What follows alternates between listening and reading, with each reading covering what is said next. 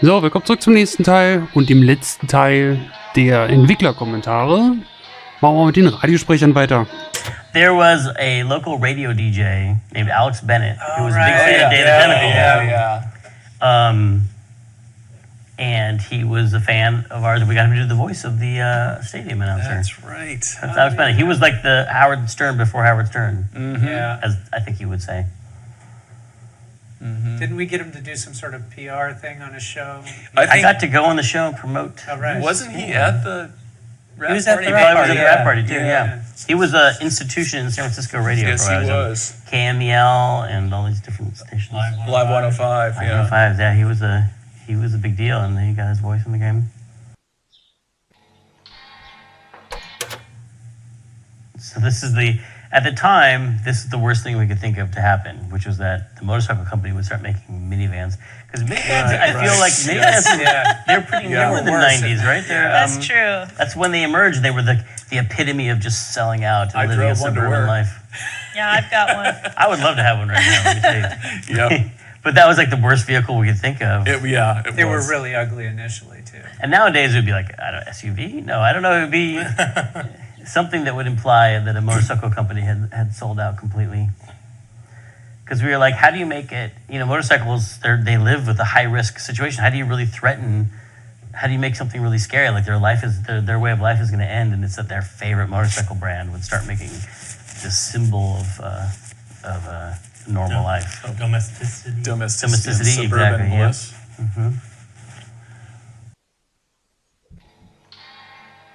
Again, the explosion. So this is a big question for the remaster because the aspect ratio is wider. And one of the puzzles here is as you run out of this, you don't see Ben's bike lurking in the corner. So you try to run for it and then you blow up. But it was a puzzle to you have to walk to the left to pan over to see the Ben's bike. But now I think it's just going to show. Oh.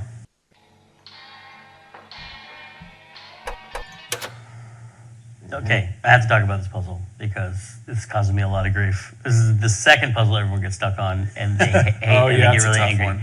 So the puzzle is supposed to be that you have to line up your knees, your eyes with a crack on the wall, and the puzzle is supposed to be that Maureen wasn't a grown-up woman at that time. She was only a 4-year-old girl, so the crack should be much lower, and if you go there and kick it, it works. But we're worried people would just brute force it and kick everything, so we made it so you couldn't kick it unless all these gauges were all lined up, which is a little contrived.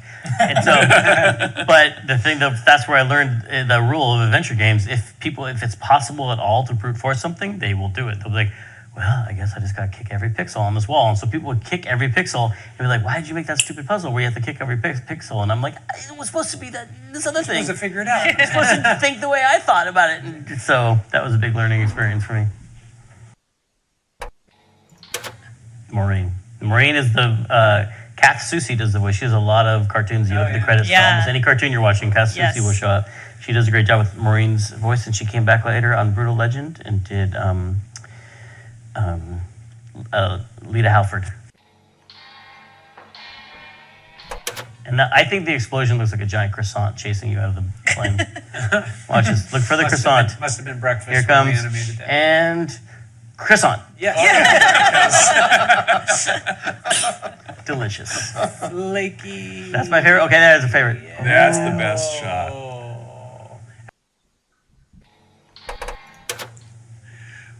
Where'd you get the idea of him having a New England accent?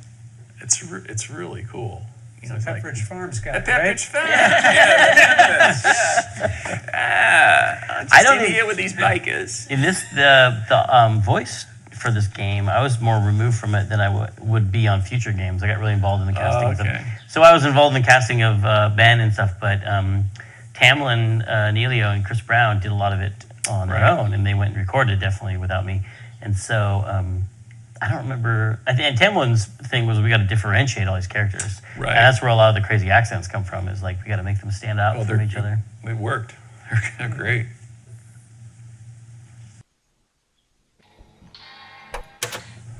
I feel like I remember programming this part too, because this is all like a reference to Dr. Strangelove. The code that you enter is I think preserve our essence. Yeah, which is or a big Peter. Peace on earth, purity of essence. Yeah. Purity of essence, right? Or peace on earth, Yeah, something like that. Mandrake, ever been a prisoner of war? Yeah. Why, yes, sir. Yes, Jack. As a matter of fact, I have.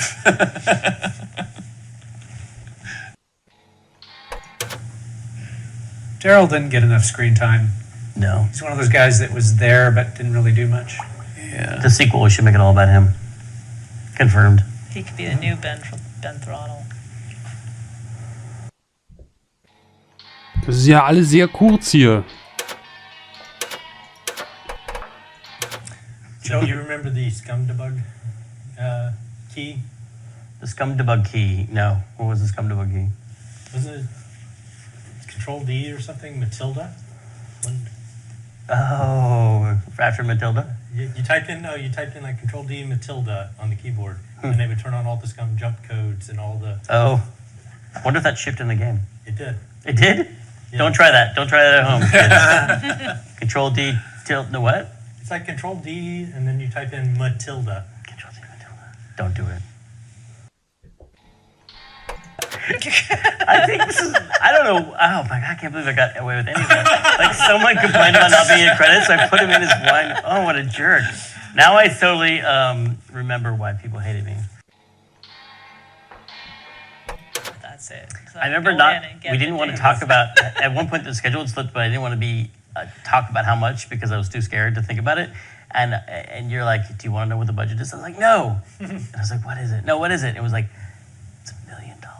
And it was and we had like gone from Monkey Island, which was I think it was $200,000, and just had never conceived of money like that before. And like this game is, it's the first one. It's like it's $1 million. You could only whisper the Yeah, you amount. whisper. I remember breaking that mark and everybody talking about like, holy crap. $1 million I do. game. I remember. $1 million game. I remember spending countless hours just staring at the budget, where I'd like have to put in the actuals for the month, and then based off of that, project how the rest was going to change, and add more months Absolutely. and more dollars. And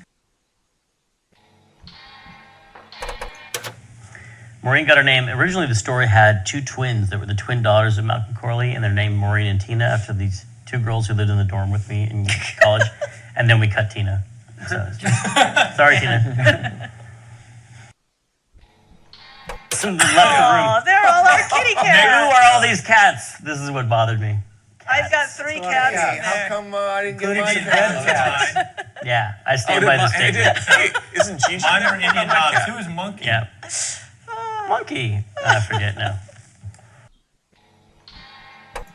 I do remember one time, like right as we were about to ship, I was testing it at home, like all night long, trying to crash it. And I like started to doze off, and my cat walked across the keyboard I remember that.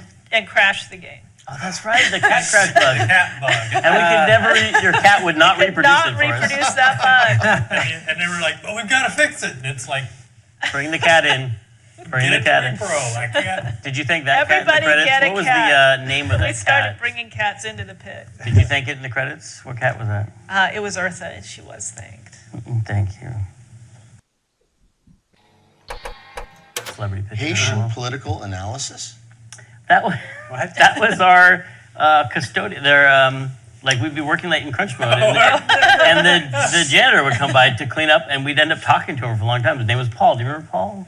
And he had this crazy vacuum cleaner that he wore like a backpack, and he would go down all, and we would have these long talks with him about Haiti and stuff, because I was like, I think we'd seen Serpent in the Rainbow or something. We were like, tell us about the Tonton Macu. And he would tell us all about the real Haitian politics and stuff, and everyone got in the credits back then. So, Keith of the Gone Jackals recommended a guy he knew who had a Harley with straight pipes, a big old chopper, and every single cylinder stroke sounded literally like a cannon going off. I mean, literally. And that's Ben's bike. And we did a bunch of pass-bys and starts and all the things that you would do. But the best recording that came out was strapping a Walkman Pro with a cassette. It was a cassette recorder, which was actually really good that it wasn't digital, that it was recording onto magnetic tape, because it's such a loud sound pressure. And we strapped it on the back of his bike with a gooseneck going to an SM57, which for audio people who may not know, is often used on a snare drum. It can take a lot of sound pressure level, these mics. They just, you could mic, a cannon. It was invented for the military. Oh, really, was it? That's what Camden said the other day. Wow, okay. He's probably right. So I just strapped it on the back of his bike and he just rode around. And that ended up being the cleanest recordings, the best recordings. We got accelerates, we got steadies, we got all kinds of stuff from that. And much of it was cut in without any processing or pitch shift or anything like that. It was just the sound of that wonderful Harley. So the driver of that almost dumped it though because it started raining. So we had to store it in the LucasArts lobby. Right. And Well, thank you guys for coming and doing commentary. Do you have any final thoughts you'd like to share? How'd you like working on that game? A lot better than I remembered. Whoa. Wait, the game was better than you remembered? Or working on it was better than you No, remembered. it looks good. It looks pretty good. I'd play that. it was really fun. Fun project. I remembered late on that there was one Easter egg that apparently Clint and Mark Crowley put in. Oh. That one night I heard when they were getting punchy. What What Easter was egg that? was that? I don't remember. The Actually- safe. The When safe. you're punching your code in the safe, if you enter Mark Crowley's birthday, then Oh, Can it be said? do you remember that? I don't even remember that. This goes to show Is you. that ship in the game? It's like Cooper Yes, Khan. it- Oh, man. because it was the whole thing where we were like saying that we had to know about like every single Easter egg, just Yeah. let us know so we knew it was there. And And I guess they got punchy and decided to put it in. There must have been some sort of vocal gratification. Says it's still But in there. all these years It later, Just gotta we're know grateful. Mark's We're birthday. grateful that made You it know in. Mark Crowley and his birthday, you can find it. It took us only 2 hours of playthrough to get to the farts. That's not bad. yeah. So, und das war's.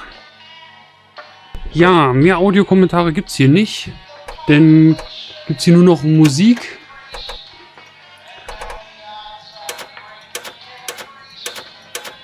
Und zwar gar nicht mal so wenig, wie ich hier sehe. Alter. Na, dann fangen wir mal an.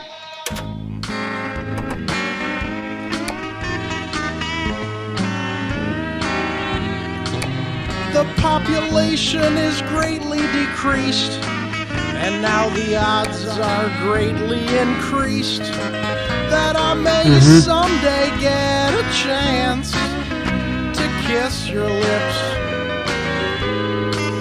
I thank the Lord each day for the apocalypse.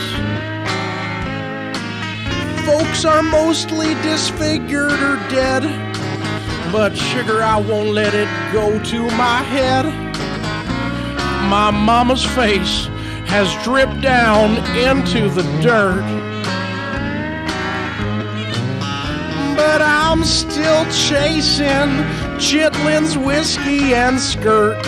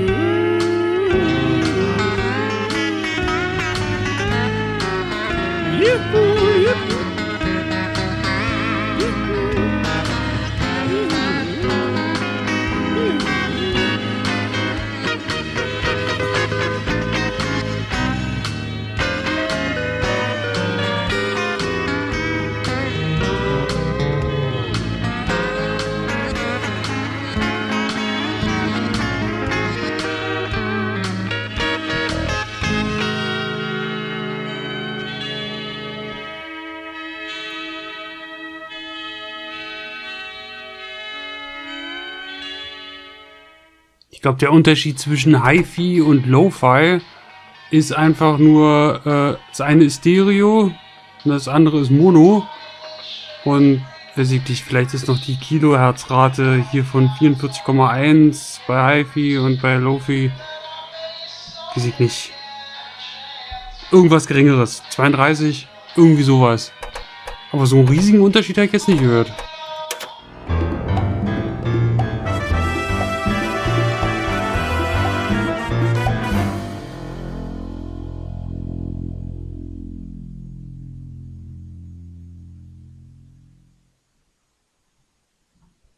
Das war ja mal kurz.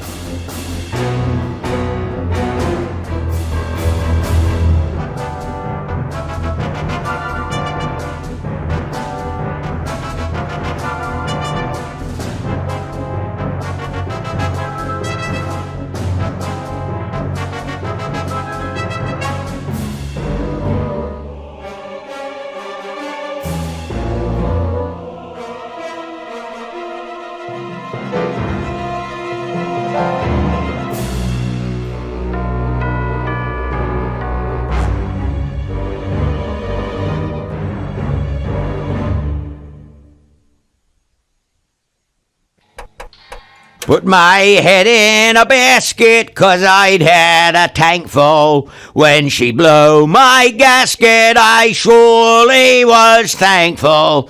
Till I head for the skies up above. It's a woman with wheels that I love. Ja, genau. Sag ich auch immer. Jeden Sonntag oder so.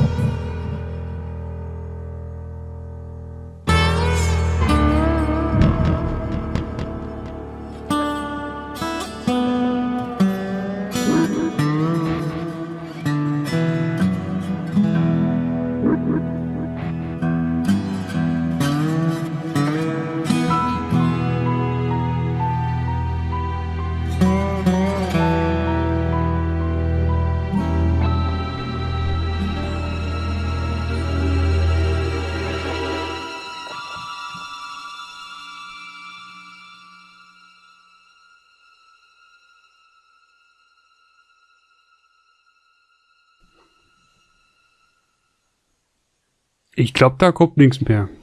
Kommt doch nicht mehr. Gut, na dann... Alles so ein bisschen sehr leise hier. Muss ich alles noch normalisieren in der Post-Production. Habt ihr ein Glück, dass ihr das in vernünftiger Lautstärke hört? Und nicht so ein fiepsig, wimmeriges Gesäusel im Hintergrund, wie ich hier gerade live. Judy, falls ihr noch Bock habt, im nächsten Video geht's weiter mit der tollen, nennen wir es mal, Musik. Also, bis gleich. Tschüss.